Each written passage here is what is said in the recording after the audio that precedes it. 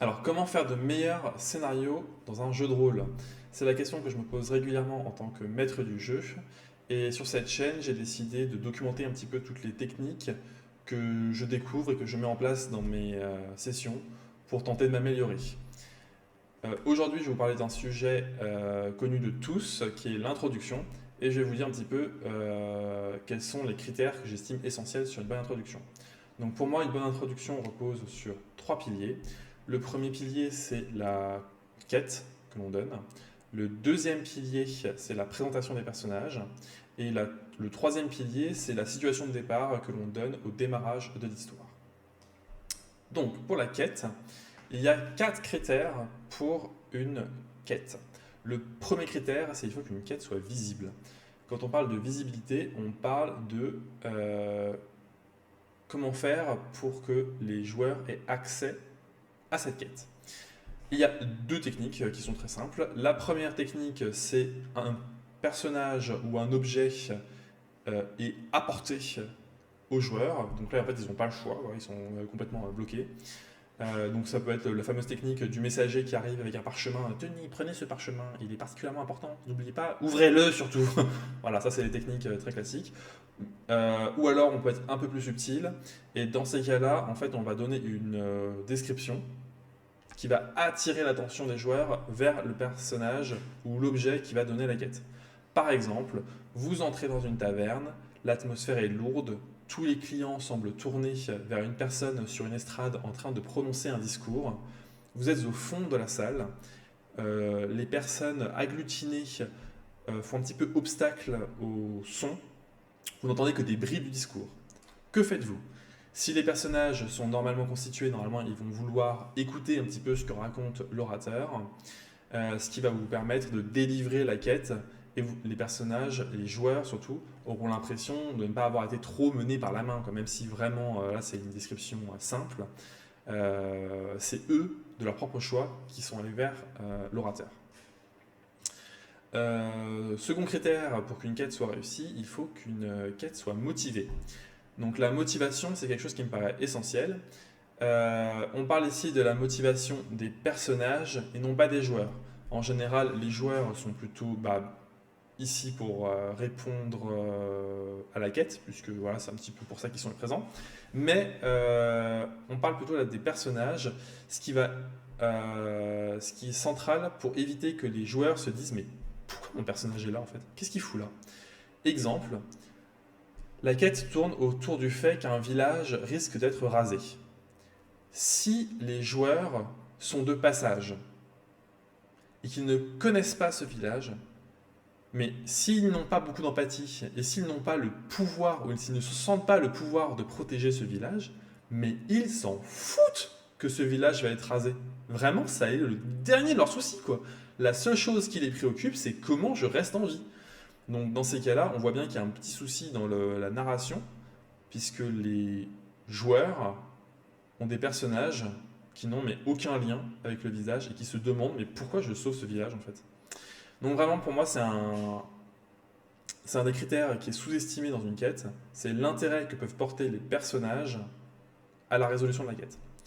Troisième critère qui est important pour qu'une quête soit réussie, c'est qu'il faut que la quête soit compréhensible. Alors évidemment, quand on parle de compréhension, on ne parle pas de l'objectif de la quête en soi, qu'en général, il est plutôt bien compris, puisque c'est des objectifs qui sont simples et récurrents, aller tuer quelqu'un, aller chercher un objet, ou bien enquêter sur quelque chose.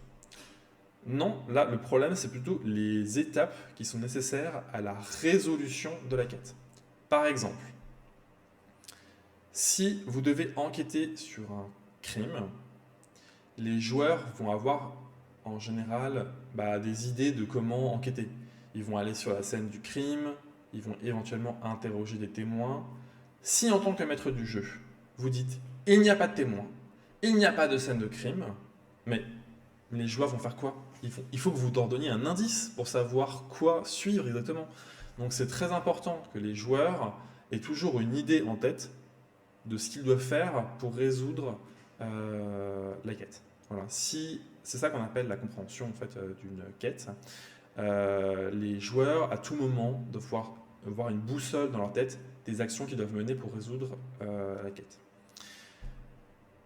dernier point important pour une quête, mais ça c'est pas dans l'introduction, mais j'en parle quand même. Il s'agit de la satisfaction de la quête qui répond en général aux besoins ou aux demandes initiales des joueurs. Par exemple, lorsque vous demandez, quand on fait la présentation des personnages, on va y parler juste après, ça peut être intéressant de savoir quelles sont un petit peu les motivations des joueurs pour partir à l'aventure. Admettons qu'il y a un des joueurs qui veut être riche et célèbre. Il faut qu'à la fin de la quête, vous répondiez à la question: est-ce que le joueur devient riche et célèbre? La réponse peut être non. Il faut avoir une bonne raison pour que ce soit non, mais la réponse peut être non. Euh, ou alors ça peut être un espèce de oui mais la personne devient riche et célèbre, mais en fait elle est détestée par tout le monde. Ce qui est important en tout cas, c'est de répondre à la question ou à la demande initiale du joueur, en plus de la résolution de la quête. Donc ça donne comme ça une satisfaction. Un, j'ai réussi la quête qui était proposée par le maître du jeu, et deux, mon personnage a évolué dans le sens que je voulais, ou du moins il a essayé, quoi. Deuxième pilier important pour l'introduction, il s'agit de la présentation des personnages. Donc la présentation des personnages doit être réalisée par les joueurs eux-mêmes, ce qui peut éventuellement présenter des difficultés si les joueurs sont un petit peu discrets. Néanmoins, c'est un passage qui paraît important et même essentiel. Cela va donner des informations de deux types. La première information que cela va donner, c'est pour les joueurs. Cela va leur permettre d'avoir une représentation de qui sont leurs alliés en présence. Donc tel joueur, ah bah lui ça va être la petite canaille un petit peu sympa, lui ça va être la personne plus réservée mais c'est le magicien. Voilà, ça va vous donner un petit peu aussi une représentation visuelle de qui est qui, l'orque, l'elfe, le roublard ou que sais-je. Donc première information. Deuxième information, cette fois-ci elle est plus tournée vers le maître du jeu. Cela va donner une idée de quels sont les joueurs qui vont être moteurs de l'histoire, donc ceux qui vont exprimer leurs idées, ceux qui vont décrire leurs actions, ceux qui vont un petit peu prendre le relais parfois sur vous, qui vont vous donner un instant de répit en proposant une action ou une description d'une scène.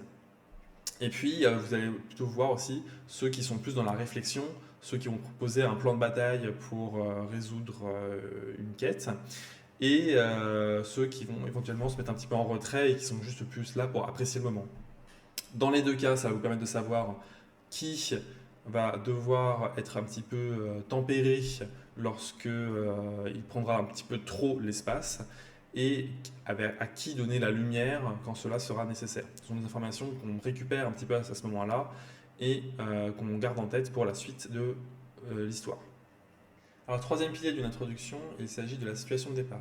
La situation de départ répond à deux enjeux: comment je mets en action mes joueurs, et deuxième enjeu, quelles sont les informations que je dois leur apporter pour qu'ils puissent un petit peu évoluer dans cet univers. Donc il y a deux techniques qui sont extrêmement connues. La première technique, c'est le démarrage in media res, et la deuxième technique, c'est le démarrage par l'exposition. Alors le démarrage in media res, ça vise à plonger immédiatement les joueurs dans l'action. Vous êtes en train d'escorter une caravane, la caravane est attaquée par des bandits. En moins de 1 minute, les joueurs n'ont rien pu faire, ils sont tout de suite plongés dans un conflit. Le conflit peut être armé ou non, peu importe. Ce qui est déterminant dans ce démarrage, c'est les joueurs doivent entreprendre des actions pour résoudre un conflit. Alors, la difficulté de ce démarrage, c'est qu'on donne peu d'informations sur ce qui se passe exactement et sur l'univers. L'énorme avantage, c'est que les joueurs sont tout de suite moteurs de l'action et qui sont tout de suite intéressés à l'histoire. C'est une technique qui est particulièrement adaptée, je trouve, au one-shot, c'est-à-dire aux parties qui ne durent que le temps d'une après-midi ou une session, puisque vous voulez en général condenser l'introduction pour offrir plus de place aux péripéties. Donc vraiment, ça c'est une bonne stratégie, je trouve, pour les one-shots pour gagner du temps. Et c'est également une bonne stratégie, je trouve, pour les maîtres du jeu qui sont confirmés, puisque ça leur permet de donner des informations de manière un petit peu subtile, tout en apportant l'action. Mais c'est plus difficile à mettre en place. Donc si vous voulez garantir un petit peu le succès de la situation de départ, je vous recommande plutôt l'exposition.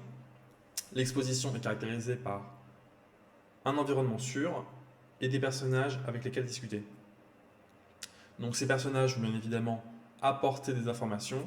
Donc les informations, ça peut être par exemple la quête, mais ça peut être aussi quelles sont les règles essentielles dans l'environnement dans lequel je me trouve. Exemple, vous êtes dans une ville, vous n'avez pas le droit au port d'armes. C'est une information qui est essentielle et vous devez la communiquer rapidement. Vous pouvez également communiquer le nom du seigneur, mais attention, je voudrais quand même alerter sur le fait qu'il ne faut pas donner trop d'informations. S'il est important de connaître le nom du seigneur, on n'en a rien à foutre de connaître la totalité de la généalogie de ce seigneur. Ça peut être une information qui peut être importante pour la suite de l'histoire, mais pas dans les 10 premières minutes du jeu. Donc l'avantage, vous l'aurez compris, de l'exposition, c'est de donner des informations. La difficulté, c'est de faire entrer les joueurs dans l'action dans un temps raisonnable. Vous donnez les informations et tout de suite après, il faut les pousser vers l'action.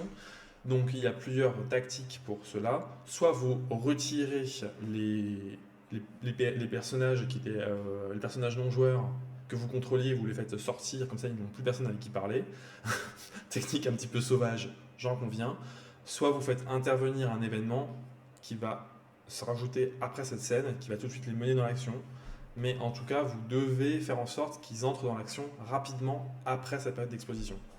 Donc si je résume, une introduction repose sur 3 piliers. La quête, qui doit être visible, motivée, compréhensible, satisfaisante. Vous devez également faire la présentation des personnages par les joueurs. Cela va vous permettre à vous de vous accorder certaines informations sur un petit peu le tempérament des joueurs et cela va également éclairer les joueurs sur quels sont les autres joueurs et un petit peu qui ils sont, à quoi ils ressemblent, etc. Et enfin, l'introduction doit donner une situation de départ pour répondre à 2 enjeux, mettre les joueurs en mouvement et leur accorder des informations. Voilà, c'était tout pour moi concernant l'introduction. N'hésitez pas à me faire part de vos commentaires si pour vous il y a des choses que j'aurais oubliées. Et moi je vous dis à la prochaine. Ciao!